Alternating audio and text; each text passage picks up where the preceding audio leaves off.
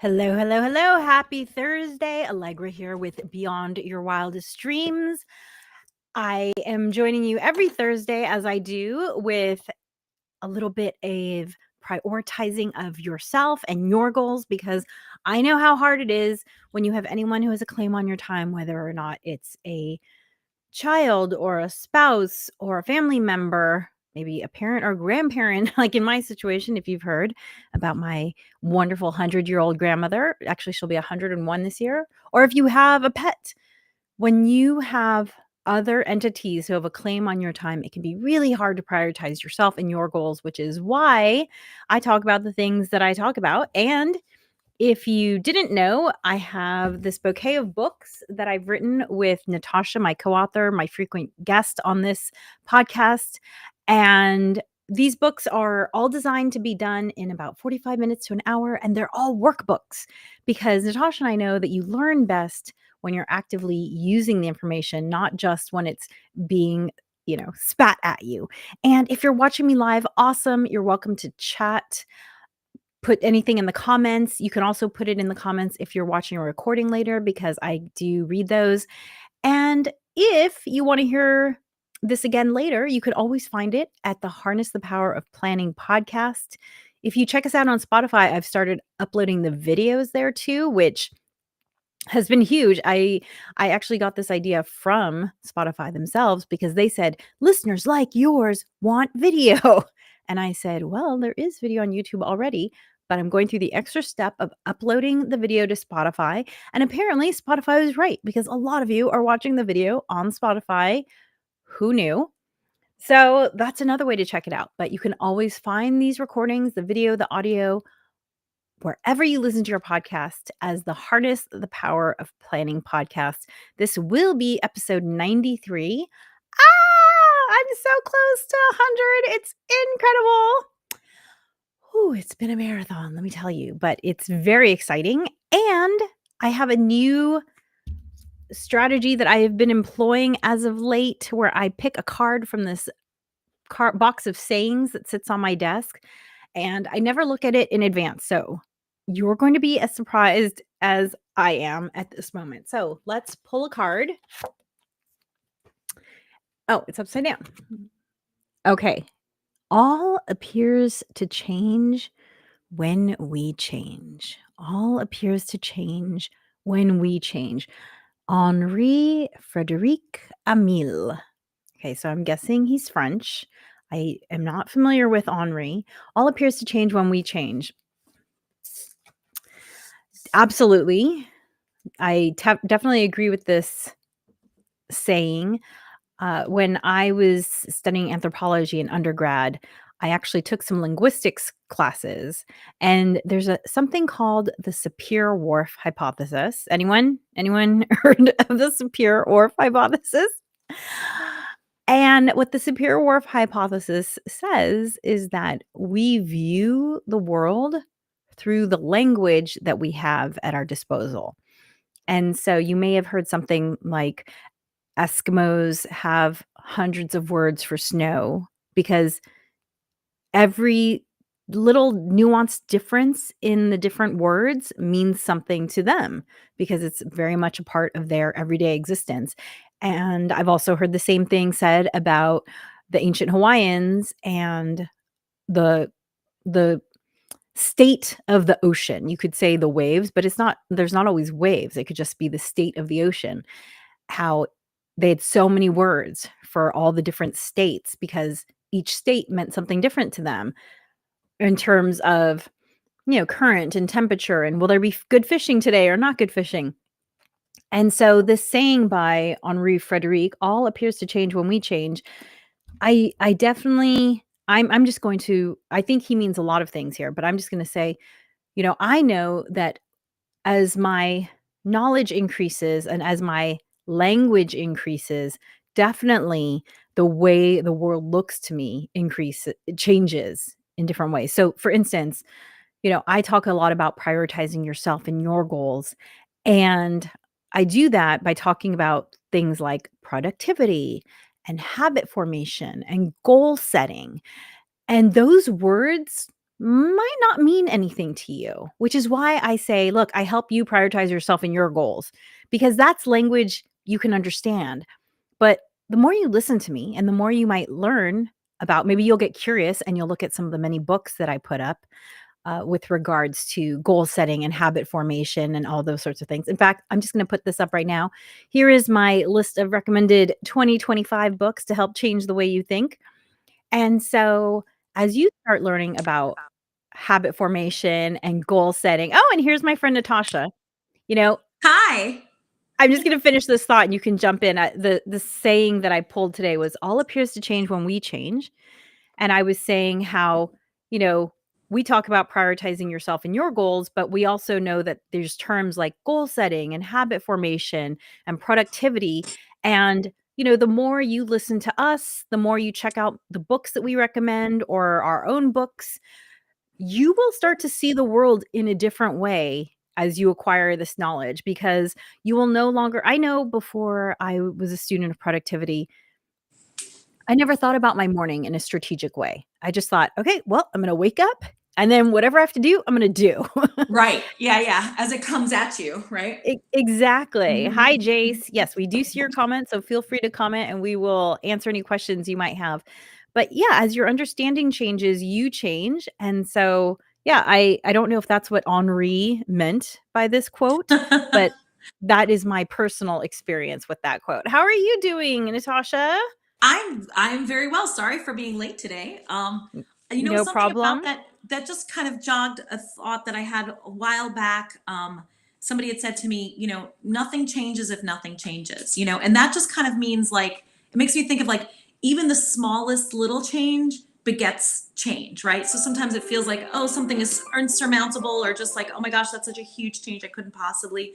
But those little, like we've talked about many times before, little changes lead to bigger changes, and nothing changes if nothing changes, and so I think I was talking to because I think I was talking to a friend of mine and I was like, I just can't help it, I always get the when I go to this place, I'm like, I always get they have like a 3 cookie deal, like I always get 3 cookies. She's like, I was like, because it's such a good deal, you know what I mean, like because it's cheaper if you Mhm. bought three, Right, and right.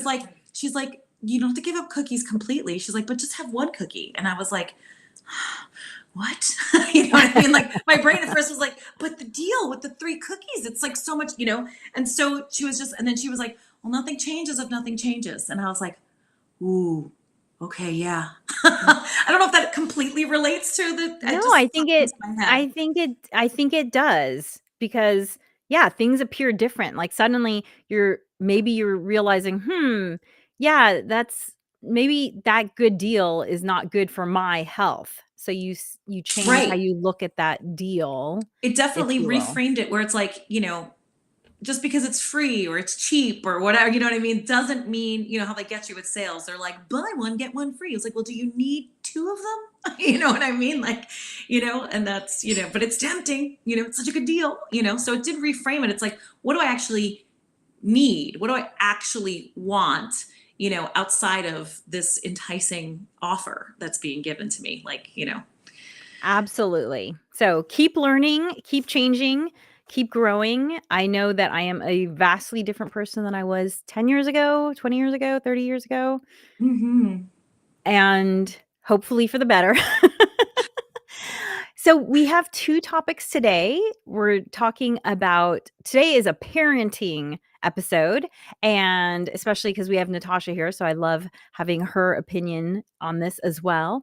And so we're talking about in part 1, we're gonna talk about technology limits, Hmm. why and how to set them for your kiddos. And then we're gonna talk about in part 2, we're gonna talk about teaching your kids skills like empathy and before we get into it, because I just immediately wanna start talking about empathy, let's get into setting technology limits. Hmm. Yeah. So, do you wanna start? You're welcome to start. No, go ahead. I have Well, thoughts. we have a rule in our house, and this isn't just about technology limits for my kiddo, this is about our whole family. We have a rule in our house that is no quote unquote, TV during the week. That's just a hard and fast rule. TV time is only on Friday night, Saturday night, a little bit Sunday. And that works really well for our family because, the first 10 years my husband and I lived in our house, we had a television that was 11 inches diagonal. It was the television I had in college, right? So it was smaller than a laptop computer screen. Yeah. And, it was very poor resolution. And so basically, it was like not having a TV because you Yeah. had to sit so close to it to watch it. And it was fine, for 10 years, we didn't have a television and we didn't notice it, and then my husband said, "Hey, the Super Bowl's coming up. I wanna have a Super Bowl party." We had moved into a home and he was like, "I wanna host something in our home." And I said, on the 11-inch television?" Yeah, people are And not gonna he be super thrilled about that. Yeah, and he said, "No, we're buying a television." Uh-huh. So we bought a television, not something gigantic, but definitely much bigger than 11 inches. And from that day on, our TV viewership just inched its way up Mhm. to where we got to the point where we were watching what the average American watches in television, which is 4 hours a day. And that's not including smartphone use. So like they're just Mhm. television. That's not Yeah. that's not social media. That's just uh scripted, or I don't know how you want to define Yeah. television. Yeah. Mhm. And we were doing that, and, around that time, I was pregnant, and I said to my husband, I said, "Hey, okay, so we had about 10 years of no television, and we've had about 5 or 6 years of television, and I think we need to switch back because it's just crept into our lives, and it's taking up time that I would like to be doing other things, especially now that we're gonna have a kid, and I know we need to." So we made that decision then, and, we gave the television away, and we've kept that because, again, we saw the difference, and so that's one rule that's always existed in our household, and along with that screen limit, when it comes to screen time on Friday, Saturday, Sunday, we each get a night to choose. Each of us gets to pick, Mhm. and you can opt for a game night instead of watching a show. And usually that's me opting for the game night, but, I definitely think it makes a big difference because and I'll get pushback from my child on, "I don't wanna play a game, I wanna watch something." And then I remind her of how much we laugh our heads off when it doesn't matter what board game we play, inevitably we laugh our heads off, and she's like, "Oh, you're right, that is pretty fun." So it's just like this knee-jerk thing, just screens just hook into our brain in Yeah. this very powerful way. So anyway, so that's one of our limits. How about you? Yeah, we don't have the same limits. We do allow screen time during the weekdays. And this is post-pandemic. Pre-pandemic, um, I had a lot more guardrails on our screen time initially. And then kind of like all bets were off when the when the pandemic hit. Like mommy Right. needed some breaks and whatever else, and sometimes it was used as like a dangling a carrot. So it kind of I loosened up the guardrails that were around screen time. But in general, I mean, we have I think some of the basic stuff that most families have, like, no screens until your homework is finished, or I shouldn't say no screens because obviously they're working on Chromebooks and, and whatnot for Right, right. their homeworks, but, no entertainment, screens till after your homework is done or you've practiced your guitar or that kind of thing, so we have those kind of caveats as a family. If there is time, we've gotten into watching an episode of The Office together as a family, which has been so much fun. But like, Mhm. and we don't do it every single night. It's just kind of like when there happens to be a time to do it and so forth. So we kind of like end off our night with an episode of The Office, which has been super fun. But the main thing that I think for us technology wise is that we've kept things as far as like the personal device scenario. My kids don't have any personal devices except for an Apple Watch, which, now they're 11 and 14. And I had originally said to, when you hit middle school, you're going to get an Apple Watch because I want to be able to communicate with you. But as you may or may not know, you don't have any access to any other kinds of apps, no social media apps, no Mhm. YouTube and stuff on your watch. Excuse me. And then when you hit high school, you get a phone. Well, my older son has his Apple Watch for all through middle school, and when it came time for him to have this, the phone, because that was the original agreement. Right around time, this past summer, this very definitive research came out that like, yo, your kids should not have a smartphone until at least 16, and he is 13 at the time. And so I was kind of like starting to backpedal. And on his own, he just said, Mom, I don't want a smartphone. I see all my friends with just their faces in their phones all the time. And I rather, have fun and interact with my friends than, have my face in a phone all the time. And I was like, good. Because I was about to back off on that go move the goalpost to 16, the age of 16. Mhm. But I think the main thing here is just that, by them not having access to a smartphone or smart device all the time has really shifted things, for that. Well, I shouldn't say they never really had it, but they've just kind of stayed away from it, and it hasn't really been much of a thing. There hasn't been a real draw to it. It hasn't been like they're not like constantly asking for my phone or anything like that. It's just kind of like not part of their world. So Right. it's just kind of one of those things. And I'm sure we're all, it's designed for you to be addicted to it. So we're just going to have to find, ways to just make sure that we set parameters around it. Like their watches charge in my room at night so that they're not texting friends and stuff like that at the end of the night. It charges away from them and Yes. that kind of thing. So, and it will continue to have, and of course, no devices at the the dining room table for dinner and meals. And even my husband and I have to remind each other sometimes, because sometimes I'll sit down and I'll just put my phone on the table next to me and I'm like, oh, flip it over or go put it on the kitchen counter or something like that, Yeah. because it's ubiquitous. It's like a limb sometimes, you just kind of have it on you all the time. Sometimes I leave the Yeah. house without it, and it's a nice break. So we do more of that around the personal technology devices. And then we also have family movie night too. We do Friday night family movie night, and we do the same thing where somebody gets to pick. We have like a little tracker, like whose turn is it to pick on Friday nights for whatever movie we're watching. And it's fun. I like that part. Yeah, so my child also does not have a smartphone. I gave her a flip phone a couple years ago just because she started doing outings with this organization that she's a member of, and so I wanted her to be able to communicate with me For when she did sure. those outings. And when she was younger, the flip phone, it was my flip phone that I lent her when she Yeah. went places. Yeah. Now that she is in high school, she has the flip phone with her, and I have to say the nice thing about parenting in 2024, 2025 is that there are enough families who feel similarly that she's not the only one with a smartphone, Mm-hmm. and I mean, without a smartphone. So she's not the only one with a flip phone, Right. 1, Right.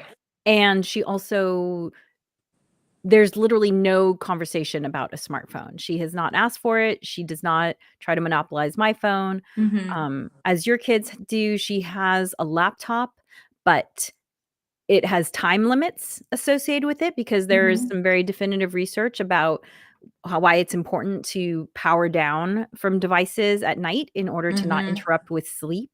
Yeah. If you type in the word sleep hygiene, going back to the quote we were talking about at the beginning of the day, here's a term you might never have heard of, sleep hygiene, which is this idea that when you have a routine, it helps you sleep better at night, and screens can be very disruptive for sleep hygiene. So I have set limits on her computer where it automatically shuts off, and on the weekends, it won't turn on until afternoon, like, it won't power on, period, but Mm-hmm. also, yes, she has to have done her laundry, her room needs to be clean before her chores need to be done before she's allowed to spend any time on her device. Yeah.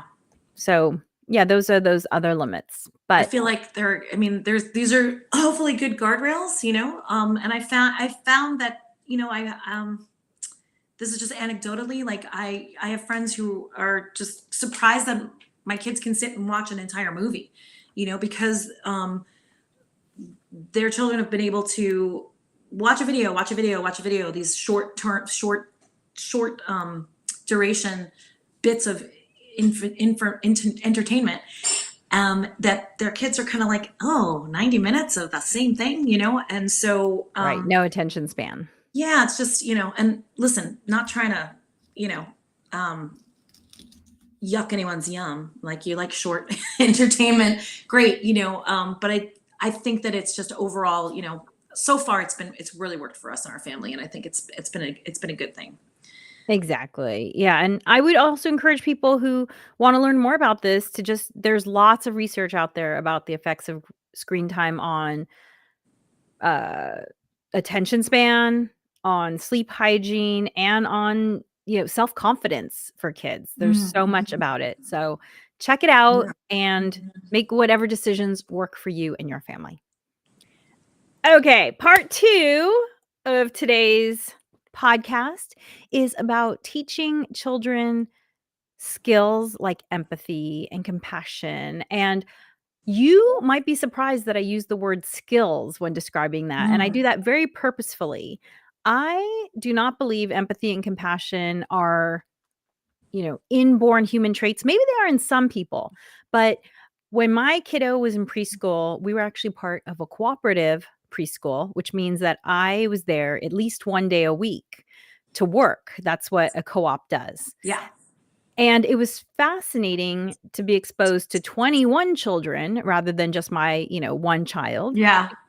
right? Because if you're like most modern Americans, if you don't have kids in your family, you might not be around kids. And that was very much my experience. I Mm-hmm. wasn't really around kids until I had one of my own. And I saw that when a kid would get injured, there was 1 or 2 kids that would immediately run up to that child and be like, "Are you okay? Oh my gosh, teacher, so and so's hurt. Come over here." Mm-hmm. There was the kid that was the natural caregiver, and then there were the kids who were like, onto their own thing, and then there were the Mm-hmm. kids who were sort of, like, actively uncomfortable at what was going on, Mm. either just because it made them uncomfortable or because, like, "Am I gonna get blamed for what happened?" Mm. Mm-hmm. And my kid was not in the, "Hey, check out if the kid's okay" group, let me just say that, and I was like, "Oh, okay, I'm gonna need to do something about this because I want her to be compassionate and empathetic," and I had to purposefully, anytime we were in that situation, say, "Hey, I can see you feel a little uncomfortable, can we talk about that? But before we talk about that, can we just go check and see if your friend's okay, right? You like that person, you want them to be okay and stop crying as well. Like, let's Yeah. go see how they're doing." Mm-hmm.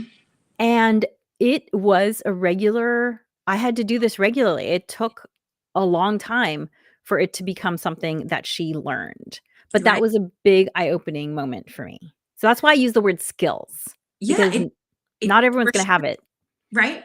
I mean, absolutely. And I think that there's the whole nature nurture debate and whatnot, but your kids learn from watching you, right? What you model is what they see all the time. And so, I think that one of the gateways, I know for us, we read some books that would encourage emotional intelligence, right? So your EQ instead of your IQ, and there's lots of research that shows that ultimately having a more satisfying or happy life. I just want to say happy is it's kind of a dicey word. Like I want them to be happy, yes, of course, but we want our kids to be resilient. We want our kids to be able to. It's even maybe more important than happy because that's kind of a high bar to have all the time, but is emotional intelligence. So the more your child is emotionally aware of what's going on with them or being able to see what's going on with others, excuse me, ultimately winds up having a more satisfying life typically from what the research shows. So we have these books that were just,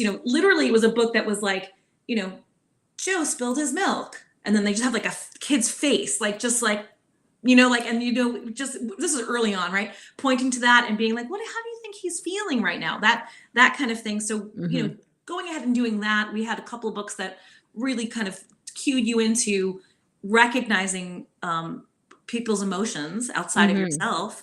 And then the other thing is just also modeling it for yourself, right? So of course your kid skins your knee. Most parents, most moms especially, have a lot of empathy, and you've got, like you're going to take care of it and you're going to give them a lot of love and compassion and stuff. But I think the big aha for me was my own self-talk to myself when I would forget something or mess something up or, burn something on the stove or whatever, or left the house without something really important that we were supposed to bring or something like that. I found that I was berating myself Mm. verbally, like, oh God, Mhm. so stupid, da, da, da, da, and then seeing that kind of like transfer into my especially my youngest, who is really, he's got a lot of emotional intelligence, and he really absorbed that and the self-talk that was starting to happen with him too. And when you see it outside of yourself and you hear your little one talking to themselves that way, you're like, oh my goodness, this is like, Mm. you're not stupid because you forgot your whatever, like, things happen. But and I was like, wow, that is, whether you want to or not, even with all the lip service to empathy or compassion, if you're not showing that to yourself, Mhm. your kid's gonna pick up on that. And so I feel like that was a major thing for me, was to say like, wow, I really need to model my own self-talk, my own empathy for myself, my own compassion for myself, and that will eventually spill over to my kids, and then hopefully spill over to their them being in the world empathetically recognizing when maybe somebody needs help or needs a shoulder to cry on or something like that. Yes. Yes to modeling, and yes, I love this book that you're talking about that helps kids recognize emotions because not Yes. all parents get to be in the school place with their child to see Right. them. So that's a great way. Another book I really liked was How Full Is Your Cup? And did you see Ooh, that one? It has no. so it has, like, a parent talking or it has an adult talking to a kid. I don't remember if it was the parent or the grandparent, and they have little cups over their head, and the adult explains to the child, like, "Sometimes your cup gets empty because of, something that makes you sad or mad or whatever, and then you can fill your cup up by doing things like this," and I thought that was a nice way to visualize it, and again, Love going that. back to, having teaching experiences at home in case you're not able to be there in person. Right. I Another thing that I thought was really interesting that got me thinking about this idea of teaching these skills of empathy and compassion, and critical thinking and speaking up for yourself, all these things that, yes, some people have them as Skills. natural traits. Skills. Yeah. You need the opportunity to practice it too in a Ye safe environment. Yeah, but yeah, a lot of these things we might have to teach our kids because maybe they have one of them naturally, but maybe 3 of them are something that we need to strengthen. I saw this video, and I'm sure if you search for it, you'll be able to find it, and it was of a preschool in, I'm assuming it was an Asian country. That's just what it looked like from the decor of the classroom. And the children were seated in little chairs in rows. And as you watch the video, you understand that they're supposed to be on a bus. And then someone would approach the rows. The one I saw, like, the little kid had, like, a cane and was kind of, like, had something around their shoulders, and they were kind of walking hunched over, so I guess that child was acting like an elderly person, and then the teacher helped the children practice giving up your seat for someone who might need it, Mhm.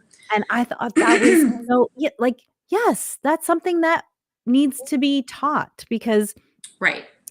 I think culturally, there used to be a time when people would automatically give up a seat to Mhm. someone who looked like they might need to sit a little bit more than you do, but it's definitely not something that was discussed. You might see a sign, like, Right. reserved Like, for, right. Mhm.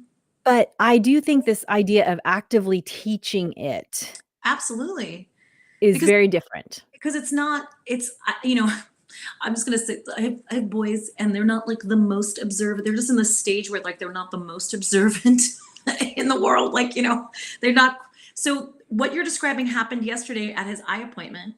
There were 3 elderly people that came in, and he was so tired. He had been up late the night before at a basketball practice or whatever. So he was waiting for his appointment, and he basically fell asleep in his chair. But I watched these 3 elderly people come in, and I just stood up and just, moved to the side so that the my seat was available. And then I saw a dad and his daughter noticed them as well, and he and his daughter got up too, and then motioned to the chair to let the people know, like, hey, please, take a seat. But that dad modeled it for his daughter to, Mhm. and I don't think it's something that, a kid who just got out of school at 3 p.m. and maybe Exactly. is a little bit dazed or whatever, or doing their homework and stuff, may not notice, like, yeah, some people coming in and having a little bit trouble walking and so forth, it may not occur to them Yeah. initially, and so you really do have to model, you do have to show and teach. And just that was it was just an observation, right? It wasn't, nobody asked him to get up or any of that. It was just, he observed it, he got up. I did the same. I let my youngest just sleep. He was completely knocked out, like in the waiting room chair. So I was like, he can stay seated, and they wound up having 3 open chairs because myself and the other dad and daughter got up. But yeah, you have to model it. You have to show, if this is the kind of be the change you want to see, right? If it's the kind of compassionate community we want to live in, we got to be that compassionate community, and we got to show our kids how to be that compassionate. Yeah, and so maybe it'll just be in the moment, like with Natasha at the doctor's office, or maybe you specifically notice, my kiddo is really strong in these ways, but here's some personality traits or skills that I would like them to acquire, and you can look for books or situations. My Mhm. the church that I belong to, we do an outreach once a month with people experiencing homelessness, and we've taken our kiddo along because I once heard this quote by Michael J. Fox, and he said, I'm probably gonna misquote him. He said something like, "My one, disappointment as a parent is that I will never be able to make my kids as scrappy as I am." And I loved he did use the word scrappy. "As Mhm. scrappy as I am, because I had a really hard life, and so I had to be scrappy." And he's like, I'm something along the lines of, "I'm glad that I can give my kids this great life, but Sure. I wish I could give them this personality trait of scrappy." Yeah. And so, same sort of thing, like my child does not have to worry about where her next meal comes from, but I want her to be aware of the fact that that's not the case for everybody, and Mhm. that, uh, Yeah. you know, seeing that for herself and being of service in that way is, just a very visceral experience versus Yeah. me just telling her that this exists. Right. I So, think there's opportunities to bring that up all the time. You don't have to be in a specific situation that I was in yesterday to go ahead and say, point something out. I feel like the level of awareness is like, the first foundational part of this, like just being aware of, yes. there's somebody who maybe needs help, or somebody who could use, hold the door open for them or something. You know what I mean? Like, you can just to point it out, and then ask them, well, why do you think we should stand up? Or why do you think, Absolutely. there was a time where my kids they were taking their have give money, and they were all about like creating little care packages for people experiencing homelessness that we would see on the street or at freeway exits and so forth, and we would, talk about it, talk about why you think they would need that help, or why it's a good idea to, or what maybe they're going through, or that kind of thing, so it can be as simple as a question or a discussion, or just even just showing, creating awareness first and foremost before there's even empathetic action. Absolutely. Well, our time is up here. Thank you for joining us today. And hey, if you are interested in learning more about how planning can help you prioritize yourself in your life, we do have this on demand workshop that you can check out at this QR code here. Or also, I'm going to pull up the tiny URL for those of you listening to the podcast. It is tinyurl.com/HPOP on demand. So HPOP, harness the power of planning on demand, because it's on demand. So tinyurl.com/HPOP on demand. And thank you so much for joining us. Thank you, Natasha, for joining us this week. My pleasure. It's always fun chatting with you, Allegra. And remember, planning makes